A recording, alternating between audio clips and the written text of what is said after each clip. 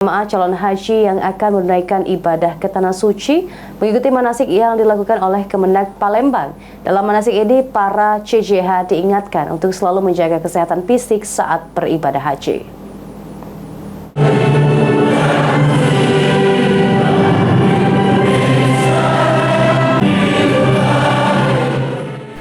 Berdasarkan data kantor Kementerian Agama Kota Palembang, jumlah jamaah calon haji Kota Palembang tahun 1446 Hijriah berjumlah 3.218 dan telah mengikuti berbagai rangkaian manasik haji mulai dari manasik tingkat kecamatan hingga tingkat Kota Palembang.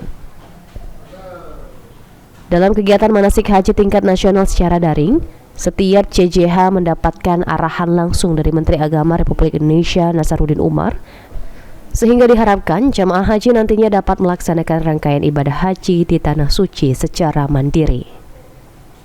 Kepala Kantor Kementerian Agama Kota Palembang, Muflikhul Hasan mengatakan, sebelum melaksanakan ibadah haji, setiap jamaah diminta untuk menjaga kesehatan dan tidak membawa bekal secara berlebihan.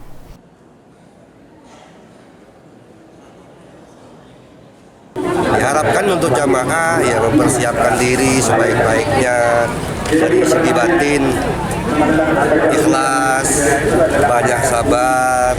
Kalau dari segi fisik, jaga kesehatan dengan baik, bawa bekal secukupnya, jangan terlalu berlebihan, karena tujuan kita adalah beribadah. Sementara itu, Isman Saleh, calon jamaah haji mengatakan, sebelum menunaikan ibadah ke Tanah Suci, kesehatan fisik menjadi bekal yang sangat penting agar dapat mengikuti rangkaian ibadah haji dengan lancar dan khusyuk. Persiapan kita sebagai calon jamaah haji ini seperti apa, Kak? Ya, intinya bismillah ya.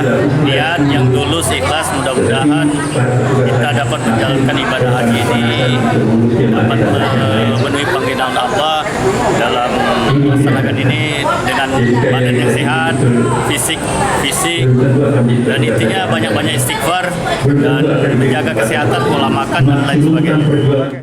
Setelah mengikuti rangkaian manasik, selanjutnya setiap jamaah akan menunggu jadwal pembagian kloter haji yang akan dilakukan sekitar 2 hingga 3 hari ke depan.